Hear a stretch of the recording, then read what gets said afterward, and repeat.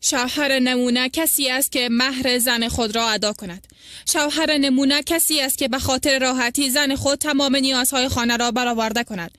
شوهر نمونه آن است که به صورت زن خود نزند. شوهر نمونه آن است که زن خود را عزت کند. شوهر نمونه کسی است که زن خود را هرگز از خانه اخراج نکند. شوهر نمونه کسی است که همراه زن خود خوش رفتار باشد، کسی که نسبت به زن خود بغض نگیرد. شوهر نمونه آن است که ناز و اشفه زن خود را تحمل کند. شوهر نمونه آن است که زن خود را احترام کند. شوهر نمونه کسی است که والدین زن خود را احترام کند. شوهر نمونه آن است که در مسائل خانه خود با غیرت باشد. شوهر نمونه کسی است که از زن خود حمایت کند. شوهر نمونه آن است که تربیت دینی و اخلاقی زن خود را عهده‌دار باشد. زن نمونه چه کسی است؟ اولین صفت، زن نمونه کسی است که شوهر دیندار را انتخاب کند. عن ابی هریره عن النبی قال النبی صلی الله علیه و سلم اذا خطب الیکم ما ترضون دینه و خلقه فزوجوه الا تفعلوا تکو فتنة فی الارض و فساد عریض.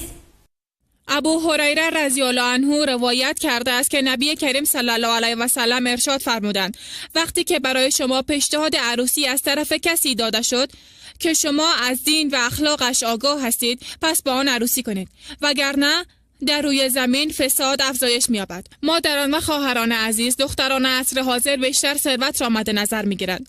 امروز والدین‌ها دنبال داماد مالدار می‌گردند. چی فرق می‌کند که شرابی، قماری و بینماز است؟ حداقل ساختمان بلند دارد، موتر دارد، در بانک پیسه دارد. مادران و خواهران عزیز، به یاد داشته باشید با عروسی کردن همراه بینماز آرامش خانه را از بین می‌برید. برکت خانه تمام می‌شود. نبی کریم صلی الله علیه و سلم صفت زن نمونه را بیان کردن میگوید زن نمونه کسی است که شوهر دیندار را انتخاب کند. صفت دوم زن نمونه آن است که شوهر خود را ذمه‌دار خود بسازد. سوره نساء سوره 4 آیت شماره 43. الرجال قوامون علی النساء بما فضل الله بعضهم علی بعض و بما انفقوا من اموالهم فالصالحات قانتات حافظات للغیب بما حفظ الله. مردان سرپرست زنانند از سبب اینکه خداوند بعضی را بر بعضی برتری داده است و به این سبب که از مالهای خود خرج می کند. پس زنان نیکوکار کسانی هستند که فرمان بردار شوهرشان هستند. در غیاب شوهر خود از مال و آبروی او پاسداری می کنند.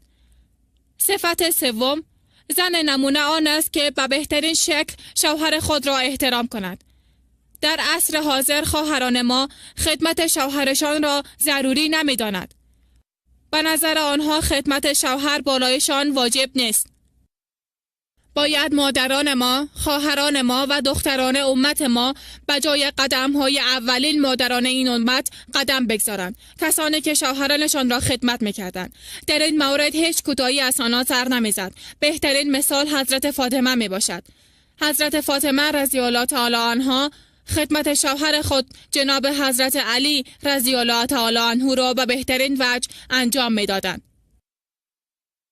در مسائل کاری و خانه مهنت و شفقت به خرج می‌دادند که دستان شما به آن اندازه زحمت نمی‌کشند. با آنکه پیامبر گرامی صلی الله علیه و سلم در دنیا بشارت جنت را به دختر خود حضرت فاطمه رضی الله تعالی عنها را داده بود و در آخرین لحظات حیات خود گفته بود دخترم تو بهترین بانوی زنان بهشت خواهی بود.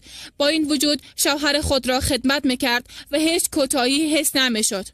شاید شما خبر داشته باشین که چند اسیر نزد پیامبر گرامی صلی الله علیه و سلم آمده بود و از نبی کریم صلی الله علیه و سلم خواستند که آنها را خدمه بگیرد، اما در خانواده پیامبر این عمل وجود نداشت. حضرت عایشه رضی الله تعالی عنها با آمدن در خانه به نبی کریم صلی الله علیه و سلم میگوید که نزد فاطمه رضی الله تعالی عنها یک خادمه آمده بود. نبی کریم صلی الله علیه و سلم در خانه فاطمه رضی الله تعالی عنها میرود و به حضرت علی رضی الله تعالی عنها میگوید ای علی، آیا این عمل را به شما نگفتم؟ ای علی، آیا این عمل را نگفتم که بهتر از خدمه خواستن شما است؟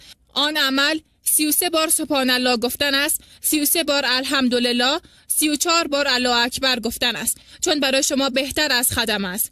در خانه عایشه رضی الله تعالی عنها خدمه وجود داشت، اما با وجود آن حضرت عایشه رضی الله تعالی عنها بسیار زیاد خدمت شوهر خود را کردند.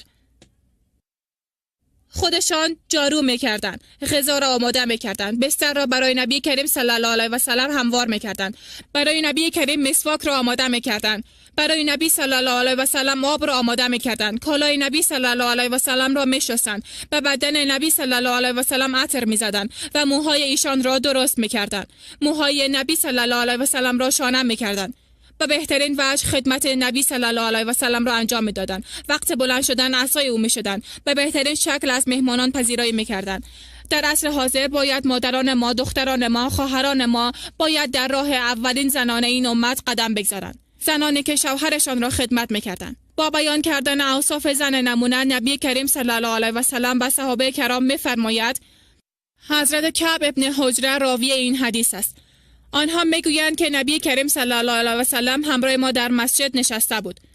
نبی کریم گفتند: ای صحابه های کرامی، آیا اوصاف زنان بهشتی را برای شما بگویم؟ صحابه کرام گفتند: پیامبر گرام صلی الله علیه و سلم، چرا نه، اوصاف زن بهشتی را برای ما بگویید.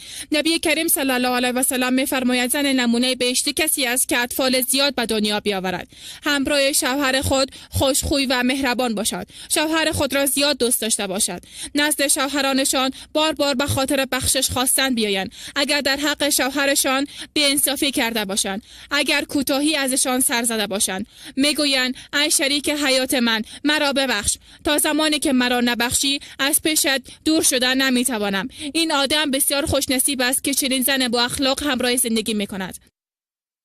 بسیار فرد خوشبخت میباشند.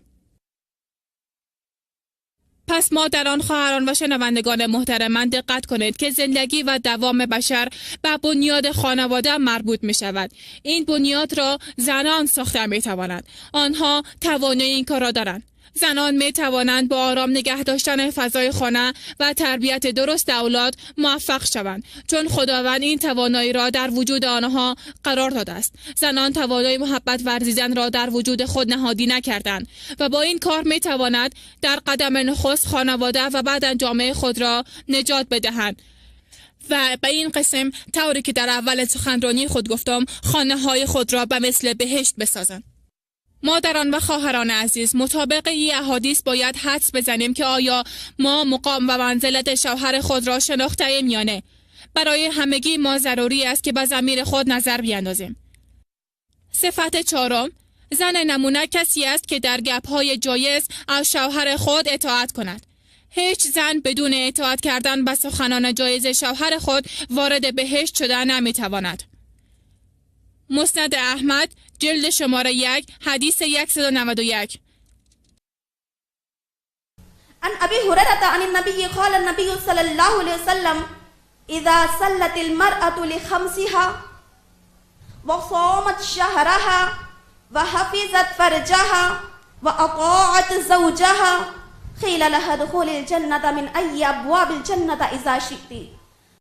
ابو هریره رضی الله عنه روایت میکند که نبی کریم صلی الله علیه و سلم ارشاد میفرماید: اذا صلت المرأة لخمسها، زنی که 5 وقت نماز بخواند و صامت شهرها، و در رمضان مبارک روزه بگیرد و حفظت فرجها، و از عصمت خود حفاظت کند و اطاعت زوجها، و خدمتگزاری شوهر خود را کند، از سخنان جایز شوهر خود پیروی کند، با آن زن گفته می شود که من ای ابواب الجنة اذا شئت، تمام دروازه های جنت برایش باز و از هر دروازه که خواسته باشد وارد بهشت شدن می تواند.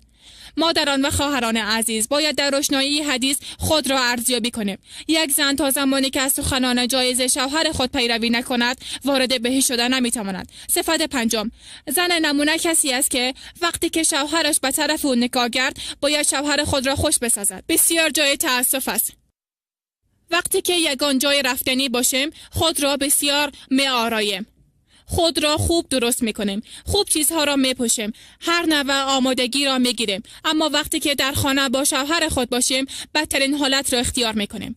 مادران و خواهران عزیز، از این عادتها باید دوری کنیم. انشاءالله از همینجا مثل زن نمونه خارج شوید. به خاطر شوهرتان وقت بگذارید و به خود رسیدگی کنید و شامل فهرست زن نمونه شوید. سنن نسائی حدیث شماره 1838. نبی کریم صلی الله علیه و سلم فرموده از زن نمونه آن است که وقتی که شوهرش به طرف او دید شوهر خود را خوش کند. وقتی که شوهر به انجام کار حکم کرد پس اطاعت کند. در مال شوهر خود به خاطر بی‌عزتی خود چیزهای ناپسند شوهر خود را انتخاب و نافرمانی او را نکنید. صفت ششم، زن نمونه آن است که شکرگزاری شوهر خود را کند. حق یک شوهر بالای زنش این است که شکرگزاریش را کند. تا حد امکان مدیون شوهر خود باشد. ناشکری کردن شوهر خواهران من حرام است و گناه کبیره است. درباره این حدیث نبی کریم وجود است. ای جماعت زنان شما تا حد امکان صدقه و خیرات بدهید. به خاطر که در جهنم تعداد شما را بیشتر دیدم. صحابیات سوال می‌کنند نبی کریم صلی الله علیه و سلم دلیل این چیز بگویید. نبی کریم صلی الله علیه و سلم می‌فرماید بالای شما لعنت زیاد فرستاده می‌شود اگر ناشکری شوهران خود را کنید. وقتی که شوهرتان تصمیم می‌گیرد در زندگی تمام همراه آنها باشید.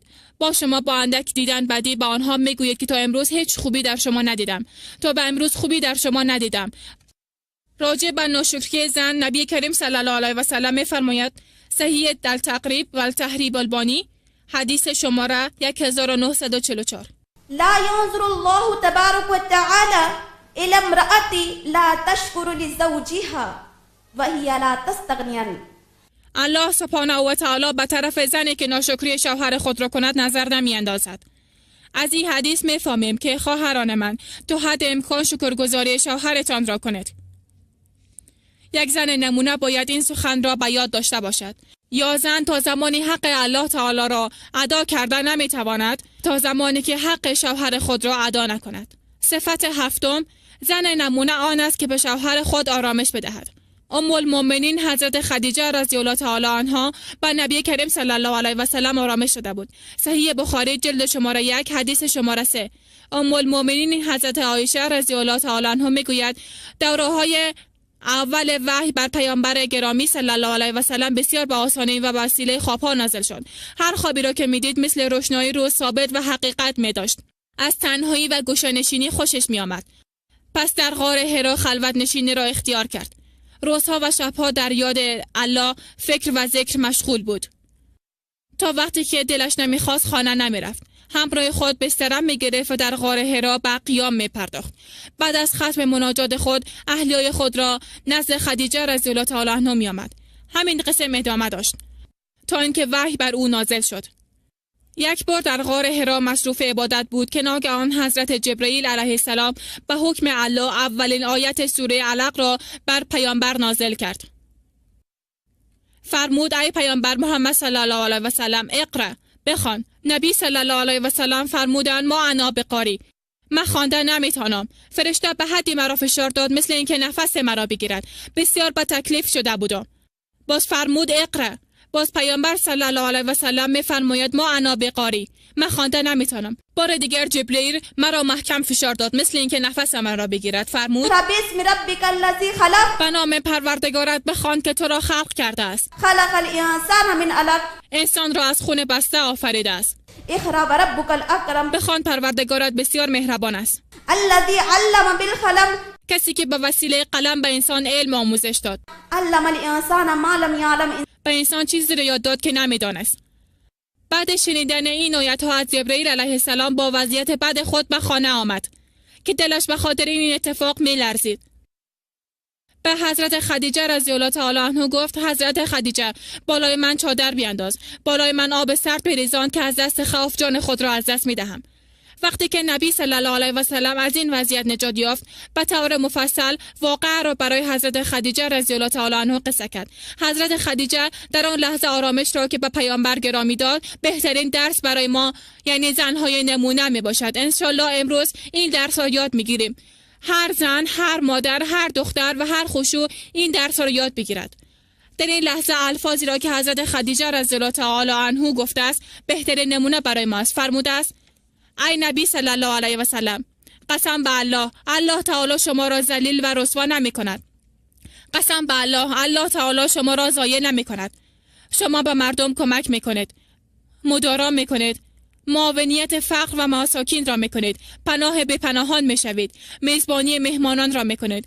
به خاطر که حق با مصیبت زدگان است به آنها کمک میکنید، پس الله تعالی شما را ضایع نمیکند.